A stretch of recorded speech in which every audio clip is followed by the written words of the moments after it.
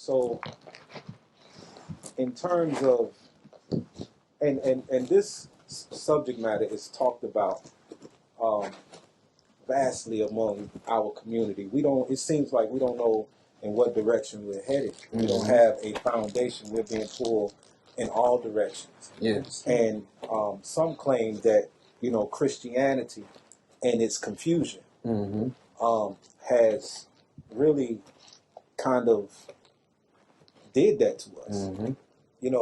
I remember a Bible verse talking about God is not the author of confusion. Yes. I truly believe that. But what has happened to our black community in terms of what religious institutions have done to us? I want y'all to speak candidly about that. Yes. Like this had our culture and our way of life. Osuntola, our culture and our way of life, when that was taken away from us, that was the greatest evil. Like, this is how we have to be able to look at this. Earth is a garden, bro. Like, everything that is here because it began from a seed. Didn't we begin that way? We began from a seed. And so, if you're planting a garden on your own, and when things begin to grow in that garden, if you go out to that garden and grab what is growing and uproot that thing from its roots, what's going to happen to what's growing? It's going to wither away. It's going to wither. It's going to die. It's not going to grow anymore. You're going to start seeing it to deteriorate. All of those things. And so whenever they separated us away from our culture, that's equivalent to going out into your garden, uprooting something, thinking that it's going to continue to grow, blossom, bloom, and live its purpose. If you plant a seed, the purpose of that seed is to fully manifest itself and its fullness and who and what it is. We haven't been given that opportunity, bro, because we have been uprooted, and not only uprooted, we have been kept away from our roots. Our culture has been hidden from us. And so what we see now, in society, us, how we live, okay? What is our culture now? Do we have one? No. Everyone else has a culture. But we don't. We don't. Our culture was not only stripped away from us, it was replaced with a foreign one. Wow. It was replaced. Everybody else is in their culture. We are practicing a foreign culture. So what we are seeing is a bunch of people becoming what they are not. What we are seeing is a bunch of people becoming what others want them to become. What we are seeing is a bunch of people that's not growing and bearing the fruit that we should be. Like, that's according to the seeds that we come from, our history, our culture, our ancestors. Those are our roots, bro. And so this is why when we're looking back into our history, we call our history our what? Our roots. Our roots, bro. And so by us being disconnected from those roots because of slavery, we are suffering. So we're withering. So we're dying. So let me just come in and ask you, like, us knowing this, right, and them knowing who we really are, yes, right, and wanting to pretty much create social systems to actually hinder us from our progression as spiritual beings, knowing who we are, yes, knowing our powers, yes. What more do we have to do, knowing that those institutions are set up to destroy us? Yes, but then that becomes, how many of us know that? Facts. How many of us know that? Because we all understand that it's power in what? Numbers. You know what I'm saying? They're not so concerned about the few people that might understand that. They're worried about the masses waking up to that understanding. So the masses that don't have that perception of life and what has happened here, that those are the ones that's serving those institutions that you're talking about, keeping them in power. Because where do all of our money go? It goes to these institutions. Right. You know what I'm saying?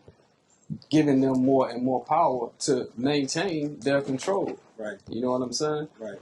And this is why you see when one or a few come out here and have a massive influence on the many, that's when it becomes an issue. Right. Because you're waking up more people than we need to be woke about these truths right now. Right. And so, do you think that there's a direct connection between the religious institutions, as far as, and I don't want to discriminate. Yes. But as far as the powers that be, do you think that there's a connection between the black man being incarcerated? Do you think that there's a connection there? It's definitely a connection, bro. You know what I mean? Whenever we came out of those chains, so-called slavery ended. Like, what is the next thing that we have? We have these private-owned prison institutions. You know what I'm saying? And remember, we are being released, so-called released, out of this slavery with no knowledge of ourselves. Remember, slavery reduced us down to being animals, bro. We was kept in cages. You know what I'm saying? So you release these people with all of these traumas. Like, we're not even getting ready to get into right now all of the traumas, the horrors, the tortures. You know what I mean? The humiliations, like all the things that we experience as a people. You know what I mean? Whenever they so-called release us from slavery, they knew, where are y'all gonna go? What are y'all gonna do? You know what I'm saying? Then they put these rules and stipulations in place to make sure that all of these so-called free slaves was being directed right back into another slavery. Called the private, like these private prisons, owned by people that are still getting their products made for nothing. Just like being in that field. You ain't getting paid for nothing. You know what I'm saying? And so it has never ended, bro. Like, it continues right now. You know what I mean? It's an ongoing cycle. It's an ongoing cycle, bro. Like, do you think, like, we're not free? Like we're still being ruled over right now. You know what I mean? Like, we're still being governed. Like, we don't have our own government.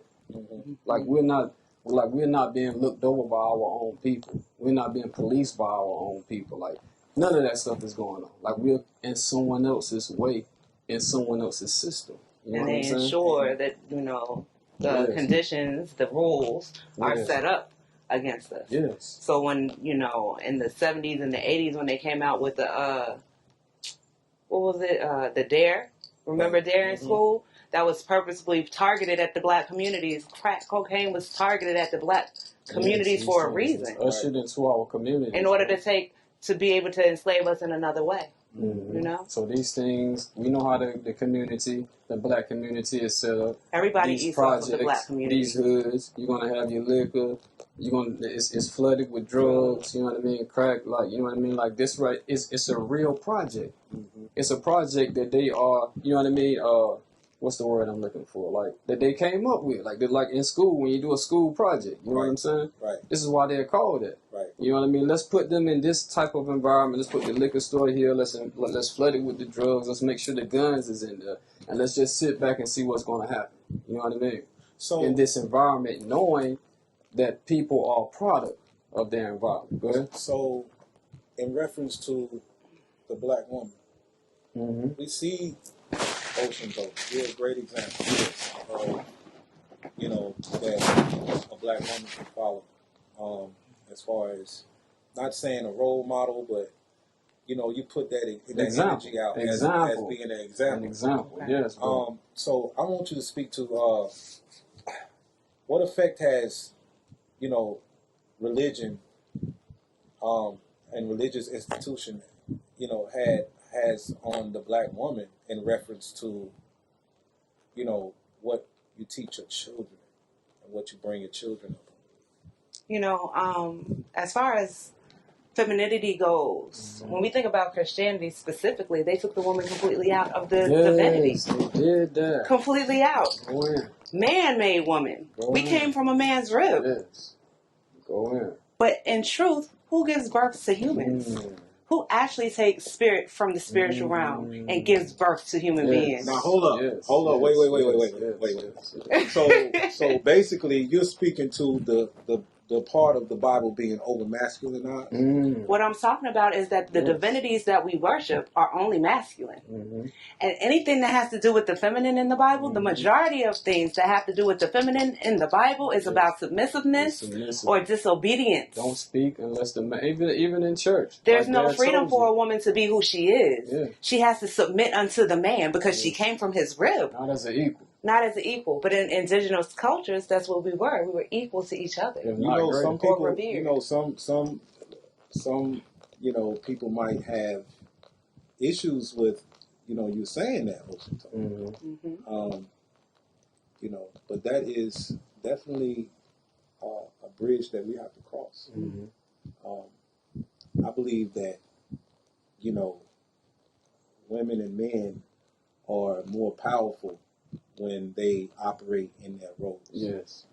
And a lot of people don't want to touch the subject of submitting to one another, as opposed to men or women only submitting to the man. Speak to submission. We're in agreement. Agreement. We agree that we are partners. He sees me as his equal, I see him as mine. We walk together. We agree to that. We agree. Yes. We're in agreement. And I think that's one of the biggest things in marriages anyway. We feel obligated to one another. You know, and the obligation makes it a chore, and it takes the dynamic away. He's not my chore. He's my best friend.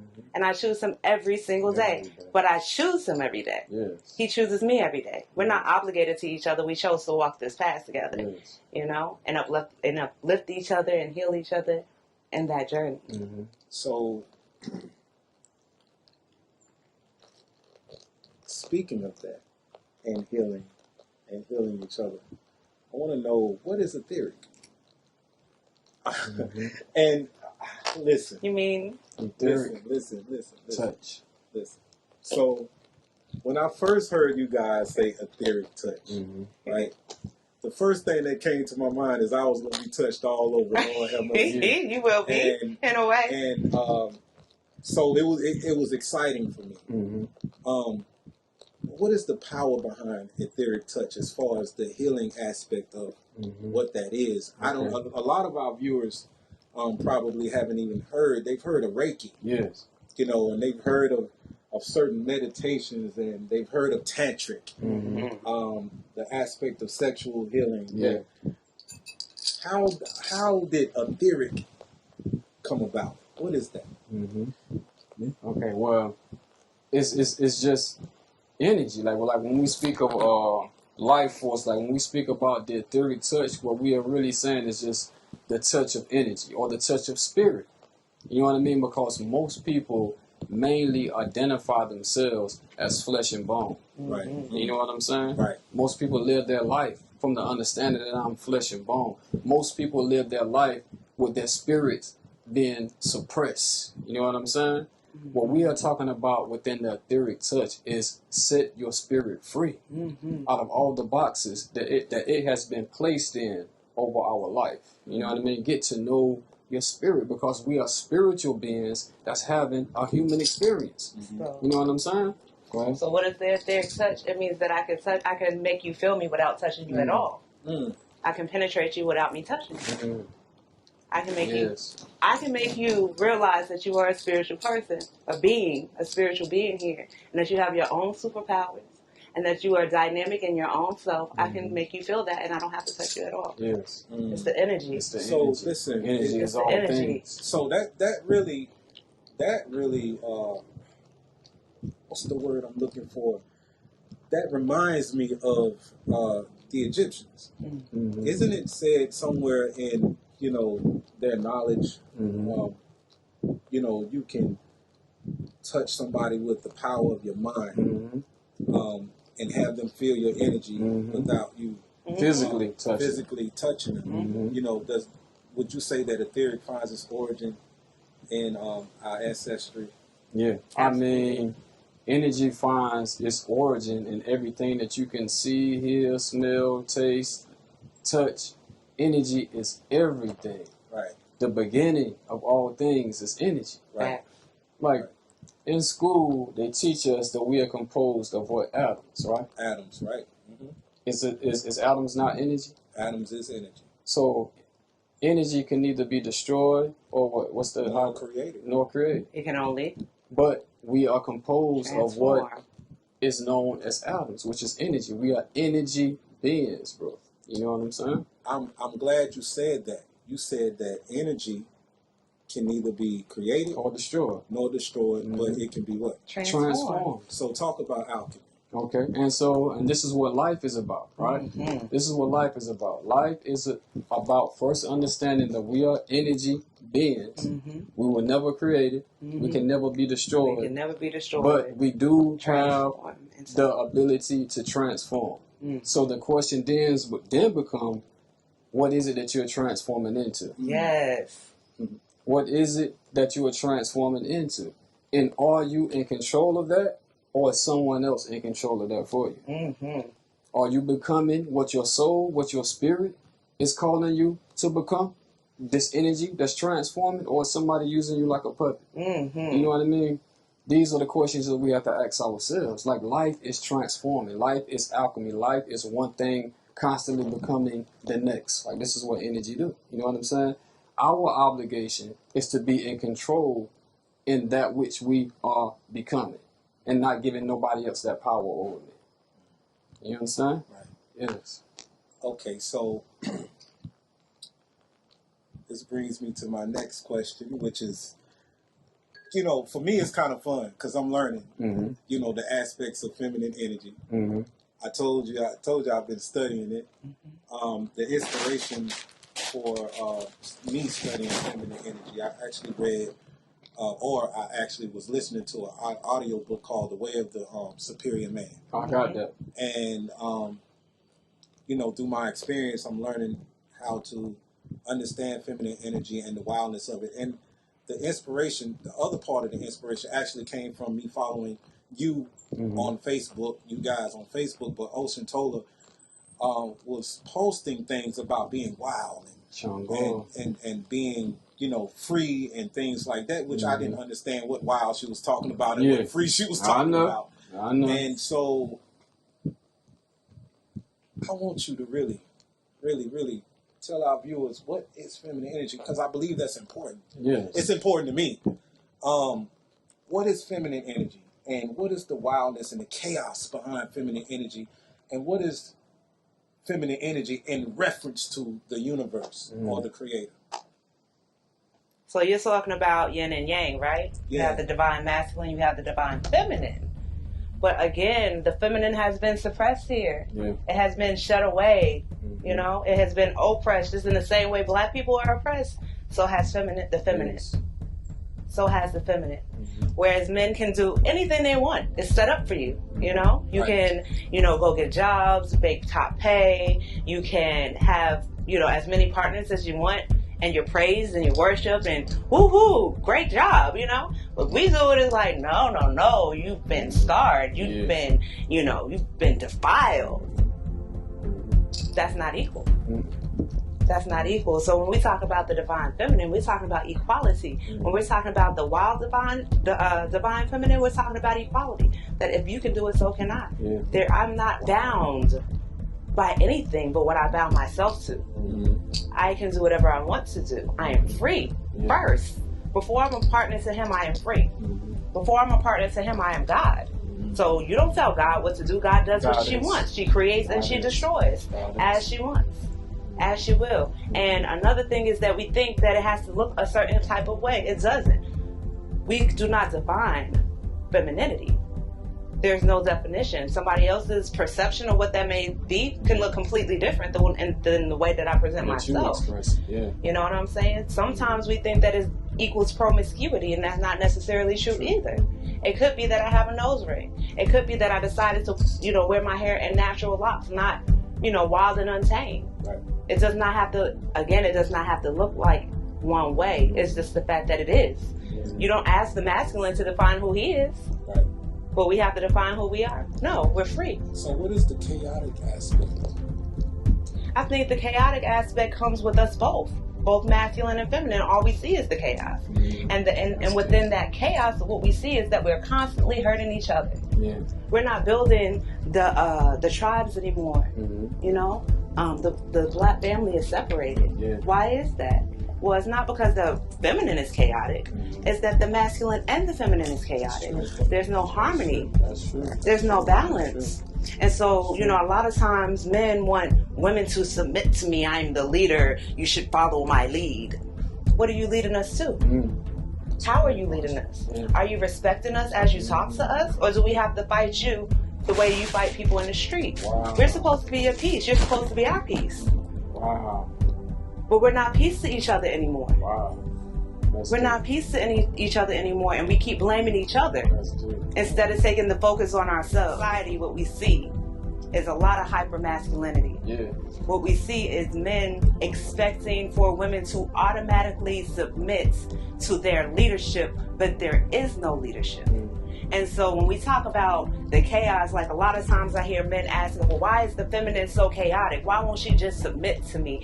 We're not talking about the toxicity of masculinity, where men don't feel comfortable with emotion, where men don't feel comfortable expressing themselves as a divine being, where men don't feel like they have to respect and love and honor the divine feminine, that which gave birth to them. There you go. There you go. And then expect for us to submit. There you go. We are free. We have choice. Yes. We have autonomy. Yes. And that deserves to be respected. You honor your mother. You honor that which gives you life. That is the ancient way. Bring it through. And it can't be anything else but that. You want to see the divine feminine, you have to manifest the divine masculine. It has to be a harmony. It has to be a synergy. It has to be a synchronicity. Not one being better than the other. There's a partnership. I see what you mean. Let's go. It's the partnership. Yes. Between the two that allows for the black family to be resurrected. That's what we're waiting for. It's the harmony of the divine masculine and the divine feminine to be one again. Yes, to create the divine family again. That's what we're waiting for. To see the divine hold it up.